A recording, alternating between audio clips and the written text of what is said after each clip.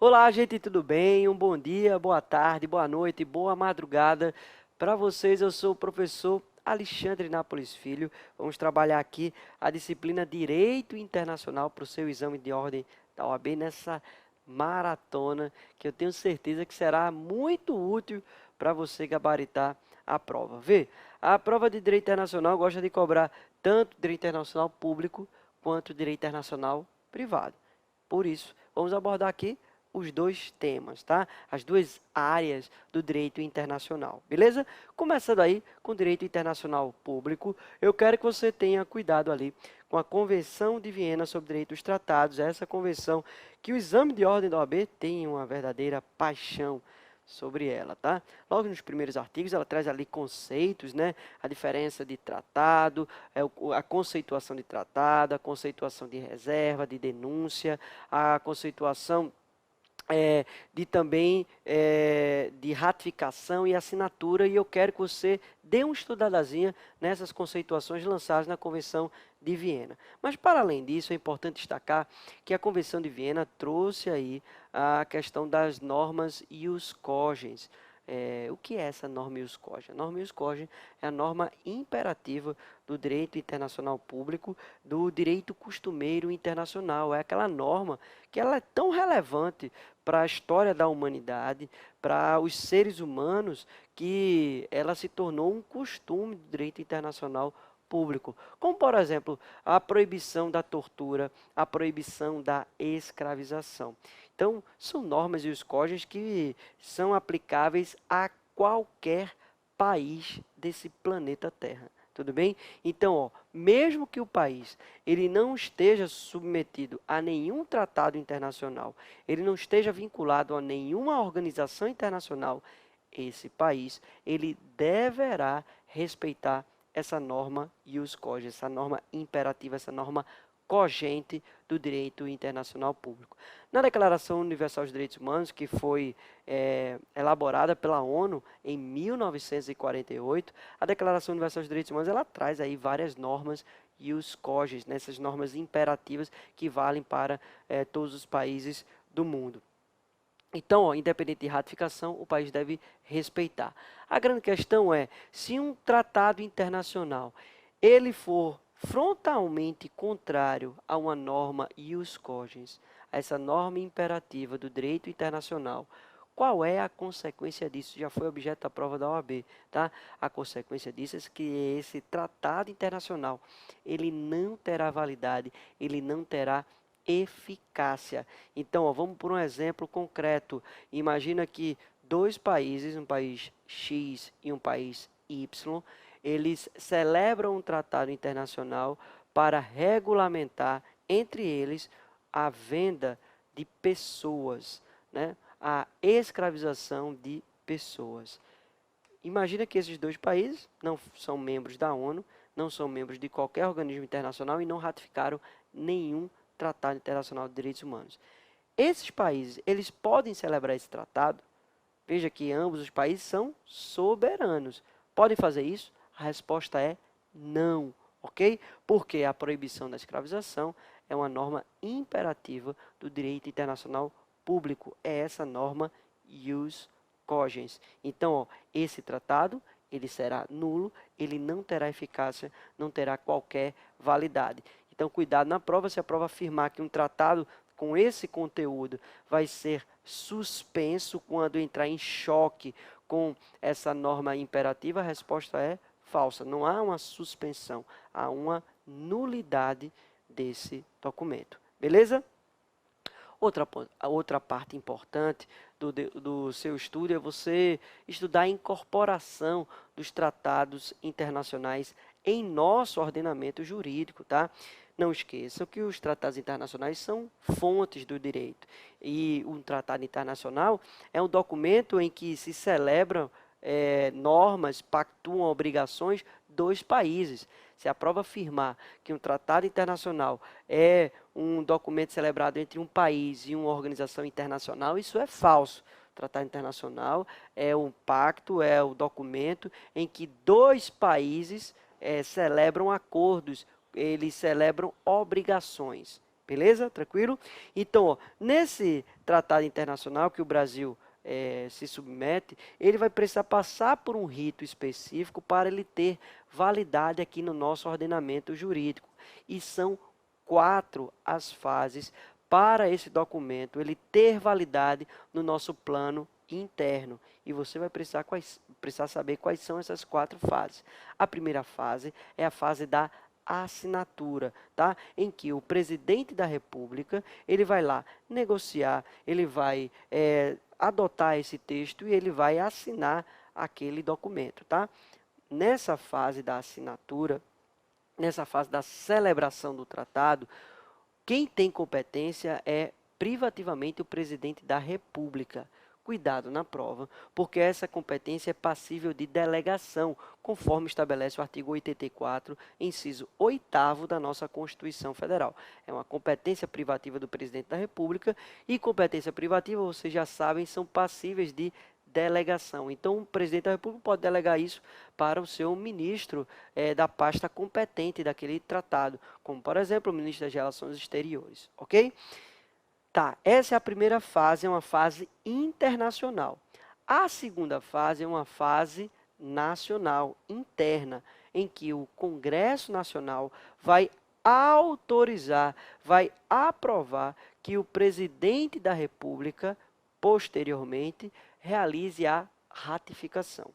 Essa segunda fase é uma fase interna de competência exclusiva do Congresso Nacional, ou seja, não cabe delegação. O Congresso Nacional aprovará essa ratificação por meio de um decreto legislativo.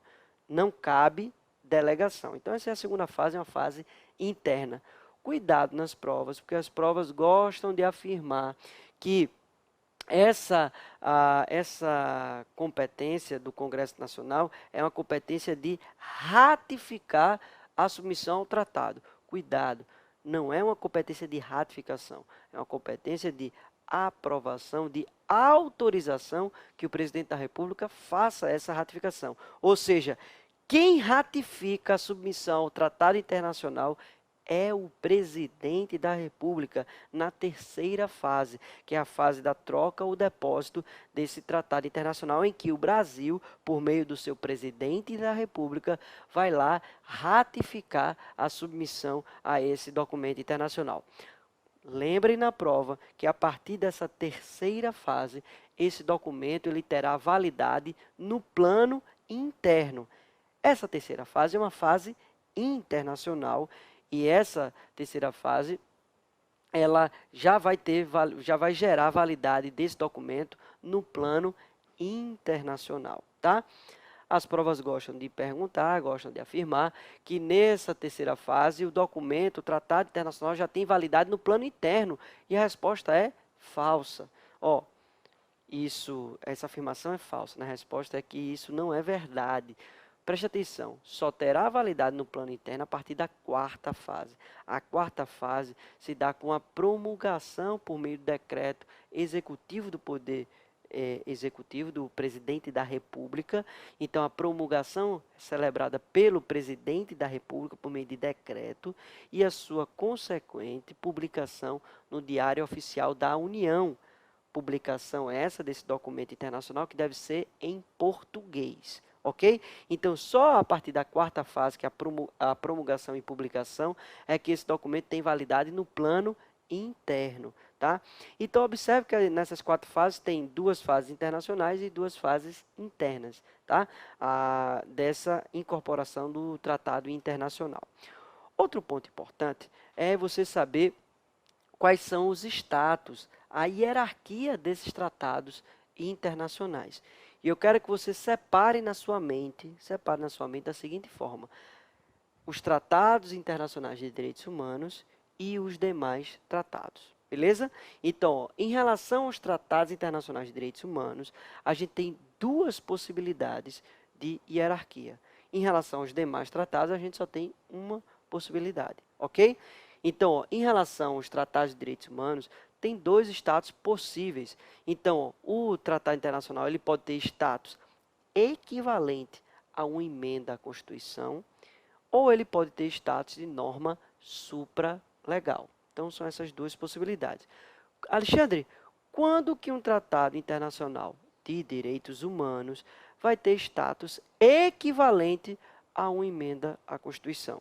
Quando ele passar pelo processo legislativo equivalente da emenda à Constituição, ou seja, ele passar pelo rigor do processo legislativo em cada casa do Congresso em 2 turnos por 3/5 dos votos. Vamos repetir? Em cada casa do Congresso, por 2 turnos, por 3/5 dos votos dos respectivos membros, tá?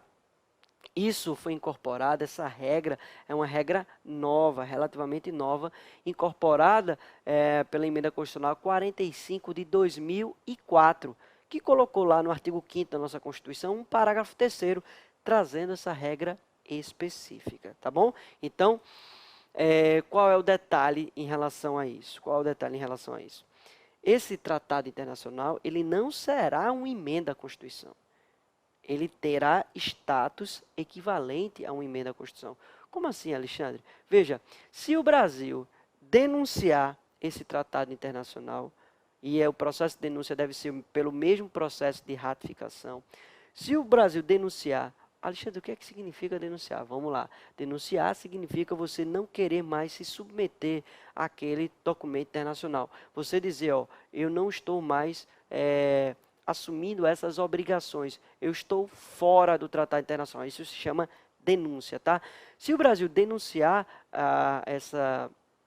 esse tratado internacional, essas normas, elas não terão mais eficácia, tá? Então, não é uma emenda à Constituição em que se altera o texto constitucional. Só tem ali status equivalente à emenda à Constituição. Beleza. Você deve estar perguntando, Alexandre, tem algum tratado internacional de direitos humanos que passou por esse rigor específico? Sim, só 2, tá? Então, ó, a Convenção da ONU da Pessoa com Deficiência e o seu protocolo facultativo, tá? Que foi ratificado pelo Estado brasileiro com esse rigor específico de status equivalente à emenda à Constituição, e, recentemente, o Tratado de Marrakech, tá? Ambos os documentos abordam os direitos das pessoas com deficiência. Esse Tratado de Marrakech, mais específico, aborda os direitos das pessoas com deficiência visual, as pessoas cegas. Tudo bem? Beleza? Tá. Todos os demais tratados internacionais de direitos humanos que foram incorporados pelo Estado brasileiro, que foram vários, têm status equivalente à norma supralegal. Alexandre, o que significa norma supralegal? É aquela norma que está abaixo da Constituição Federal, mas que está acima das leis complementares, leis ordinárias federais. Ou seja, uma lei ordinária posterior não tem força jurídica para derrubar um tratado internacional de direitos humanos, tá? Não tem hierarquia jurídica para revogar, para derrogar um tratado internacional de direitos humanos. Falta-lhe uma hierarquia para isso, ok? Então, é status de norma supralegal. Alexandre, tem exemplo disso? Todos os tratados internacionais ratificados pelo Estado brasileiro que não sejam a Convenção da ONU da Pessoa com Deficiência e o Tratado de Marrakech, todos, tá? Por exemplo, a Convenção Convenção Americana de Direitos Humanos e o seu protocolo facultativo, né, de São Salvador, tá? Então, a Convenção Americana de Direitos Humanos, também chamada de Pacto São José da Costa Rica, que o Brasil ratificou em 1992 a submissão a esse documento, que cai muito em direitos humanos. Esse documento tem status de norma supralegal, porque o STF, num caso específico do recurso extraordinário 466343, fazendo uma análise de convencionalidade, o STF declarou que a prisão civil do depositário infiel, que está lá previsto no artigo 5º da nossa Constituição Federal, inciso 67 ou 63, eu sempre confundo, essa prisão civil do depositário infiel foi regulamentada pelo Código Civil e pelo Código de Processo Civil. O que é que acontece? O Brasil ratificou a submissão à Convenção Americana de Direitos Humanos, o Pacto São José da Costa Rica da OEA. Nesse documento internacional, o Brasil se comprometeu a ter somente um tipo de prisão civil, que é a prisão civil do devedor de alimentos. Ocorre que, em nossa Constituição Federal, há a previsão dessas duas modalidades de prisão e no nosso Código Civil e Código de Processo Civil, há a regulamentação da prisão civil do depositário infiel.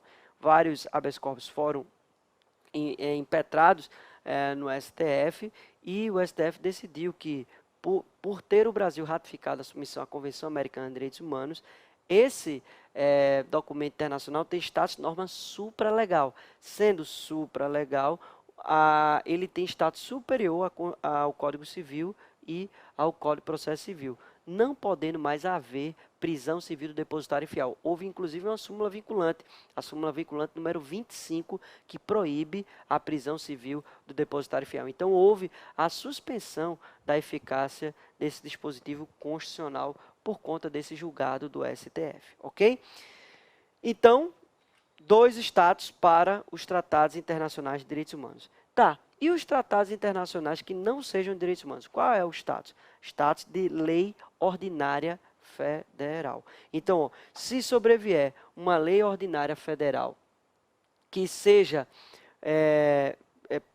totalmente diferente de um tratado internacional que não seja de direitos humanos, um tratado internacional que trate sobre questões aduaneiras, questões tributárias, então, ó, essa lei ordinária federal, ela revogará, essa lei posterior ordinária federal, ela revogará esse tratado internacional que trata sobre questões aduaneiras, questões tributárias, ok? Porque um tratado internacional vai ter status de lei ordinária federal. Beleza isso? Tranquilo?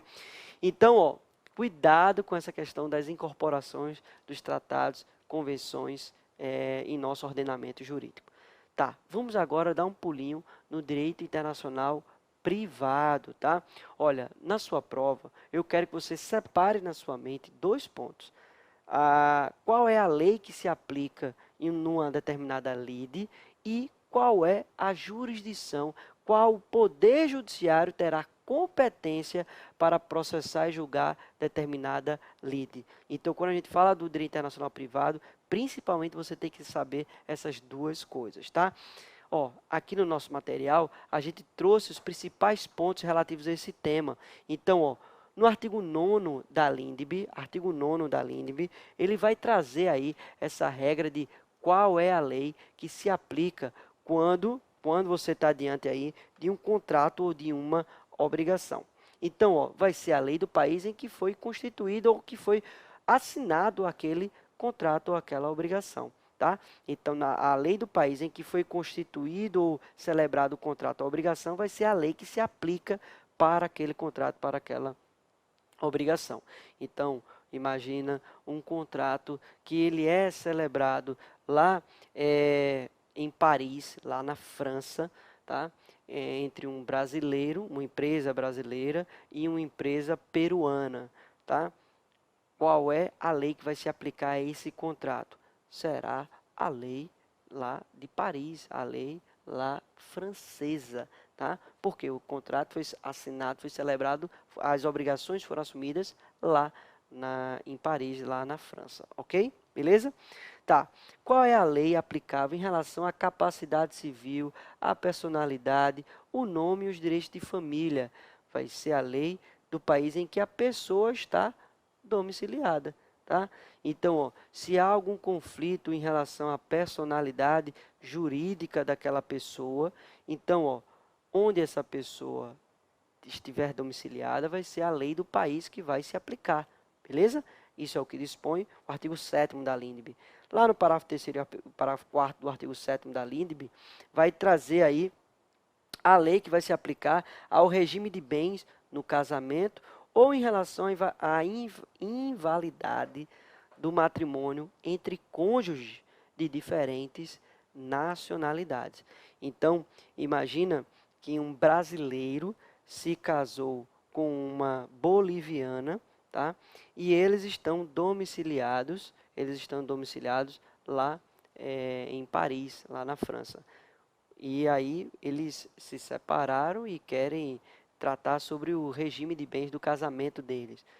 Qual é a lei que vai se aplicar? Se eles estão domiciliados lá em Paris, vai se aplicar a lei parisiense, ok? Beleza? É a lei do domicílio desse casal. Tá, Alexandre, e se esses nubentes estiverem domicílios diferentes. E aí, qual é a lei que se aplica? A lei do primeiro domicílio desses nubentes, ok? Beleza? Do casal. Tá. Qual é a lei que se aplica em relação aos bens? O artigo 8º da LINDB vai dizer que será aplicada a lei do local da situação do bem, ou seja, onde esse bem está situado. Então, ó, imagina um contrato em que há uma compra e venda de um imóvel. Se esse imóvel ele está situado lá na Colômbia, vai se aplicar a lei colombiana, tá? Então, ó, o local onde se situa o imóvel vai ser a lei que vai se aplicar. Então, o imóvel que está aqui no Brasil, tá? Num conflito de interesse entre um alemão e um francês. Qual a lei que se aplica? A lei brasileira, porque o imóvel está aqui no Brasil, beleza? Qual a lei que vai reger a sucessão por morte ou por ausência? O artigo 10º da LINDB, a Lei de Introdução às Normas de Direito Brasileiro, vai regulamentar isso. Vai ser a lei do país em que esteja domiciliado, que estava domiciliado, não é a pessoa que morreu ou a pessoa que desapareceu. E não importa onde a pessoa morreu ou onde a pessoa desapareceu. O que importa é onde ela estava domiciliada, tá? Qualquer que seja a natureza e a situação dos bens, tá? Agora, vai se aplicar a lei brasileira se o herdeiro no caso, filho ou cônjuge, era brasileiro, então se aplica a lei brasileira. Ou então se o bem está no Brasil, então nessa sucessão vai se aplicar a lei brasileira. Ou então, se a lei brasileira é mais favorável ao herdeiro, então vai se aplicar a lei brasileira. No caso de testamento, vocês estudaram lá em Direito Civil que a pessoa pode dispor de metade do seu patrimônio, 50%. Os outros 50% vai ficar para os herdeiros necessários, tá? Beleza. Então, nesses 50%, vai se aplicar a lei onde foi celebrado, onde foi elaborado o testamento. Beleza? Então, ó, em relação ao testamento, é a lei onde se celebrou o testamento, é a lei onde vai se aplicar, a lei que irá se aplicar a essa lide. Beleza? Tá, falamos aí em relação às questões das leis, qual a lei que se aplica. Vamos agora abordar qual é a jurisdição competente para processar e julgar uma determinada lide. Quando a gente fala de qual é a jurisdição competente, é importante você levar para a sua prova uma diferença. Existe a competência relativa, a competência comum e existe a competência absoluta, exclusiva, tá? Na competência relativa ou comum, tanto o Poder Judiciário brasileiro terá competência para processar e julgar a lide, quanto o Poder Judiciário estrangeiro. Um ou outro poderá processar e julgar aquela demanda. Beleza? Tranquilo? Na competência exclusiva ou absoluta, somente o Poder Judiciário brasileiro poderá processar e julgar aquela lide. Beleza? Então, vamos ver quais são as situações que se aplica a um ou a outro caso. Lembre-se que aqui a gente vai utilizar as regras do novo Código de Processo Civil. Então, ó, em relação à competência concorrente ou relativa, a resposta se encontrará nos artigos 21 e 22 do novo Código de Processo Civil. O Poder Judiciário brasileiro será competente sem excluir a competência do Poder Judiciário estrangeiro para processar e julgar as ações em que o réu esteja domiciliado no Brasil, qualquer que seja a nacionalidade desse réu. No caso do Brasil, ter que ser cumprida a obrigação. Também o Poder Judiciário poderá processar e julgar sem excluir a competência do Poder Judiciário estrangeiro. Também quando o fundamento seja fato ocorrido ou ato praticado no Brasil. Também aí o Poder Judiciário concorrente com o Poder Judiciário estrangeiro poderá processar e julgar essa lide. O artigo 22 vai dizer que a competência será relativa ou concorrente nas ações de alimentos, quando o credor tiver domicílio ou residência no Brasil, ou o réu mantiver relações, vínculos aqui no Brasil, como posse ou propriedade de bens, recebimento de renda ou obtenção de benefícios econômicos. Também haverá essa competência relativa ao concorrente, decorrente das relações de consumo, quando o consumidor tiver domicílio ou residência aqui no Brasil. E também haverá essa competência comum ao concorrente, quando as partes, expressa ou tacitamente, se submeterem à jurisdição brasileira.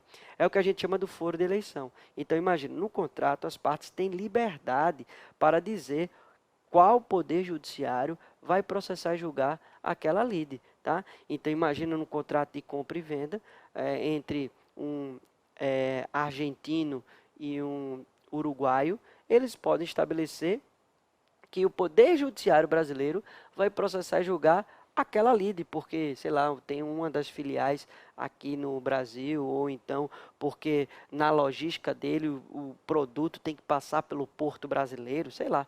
Mas veja que eles têm liberdade para dizer, ó, o Poder Judiciário brasileiro poderá processar e julgar essa lide. Eles podem estabelecer essa regra no seu contrato. E aí o Poder Judiciário terá competência para processar e julgar essa lide de forma concorrente relativa. Beleza?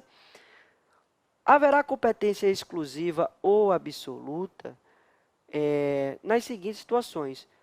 Quando, no caso aí da competência exclusiva ou absoluta do Poder Judiciário brasileiro, tá?